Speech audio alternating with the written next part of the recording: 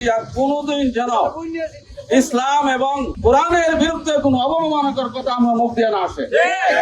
নাস্তিকদের বিরুদ্ধে মৌলবাদ আন্দোলন করছে, আর আপনি একটা পুঁটি মাছ, আপনি মৌলবাদকে গালি দিচ্ছেন, সাহসটা কত আপনার? এই দেশের মধ্যে মৌলবাদকে গালি দিয়া কেউ ওই দেশের মাটির থাকতে পারছে না।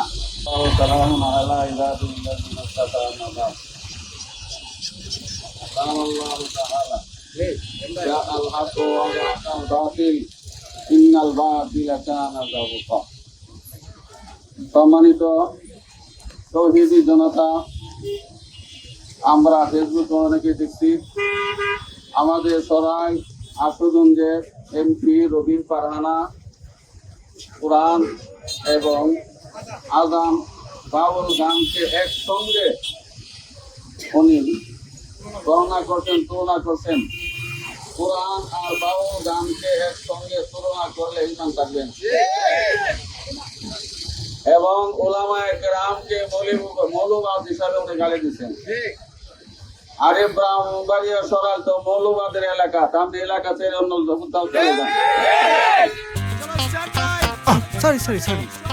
লাইফে কখন কি হয় গ্যারান্টি আছে? তাই ইন্স্যুরেন্স করুন সিটি ব্যাংকে, কারণ ইন্স্যুরেন্স করলে সিটিতে সুরক্ষা পাবেন নিশ্চিতে। আপনি এলাকায় কেন আসছেন? করার জন্য আমরা জানিয়ে রাখবেন, যদি আপনি ইসলাম আর ইমান নিয়ে মুসলমানদের উপর কটাক্ষ করেন, মৌলবাদ নিয়ে কটাক্ষ করেন, তাসলিমা নাসরিনের যে অবস্থা হয়েছে আপনার এই অবস্থা হবে।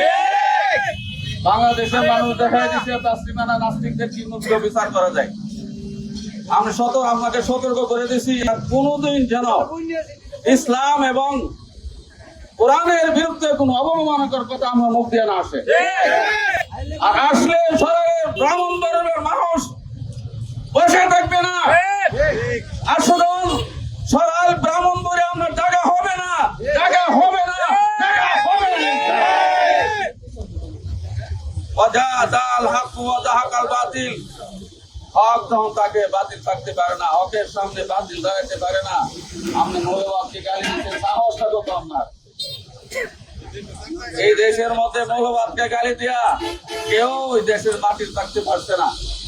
আপনি ইতিহাস তালাশ করেন, ব্রিটিশ পারছে না, ব্রিটিশ সরকারের বিরুদ্ধে মৌলবাদ আন্দোলন করছে, নাস্তিকদের বিরুদ্ধে মৌলবাদ আন্দোলন করছে। আর আপনি একটা পুঁটি মাছ, আপনি পুঁটি মাছ, আপনি পুঁটি মাছের সমান না। সাবধান করে দিলাম, আপনার বক্তব্য প্রত্যাহার করেন।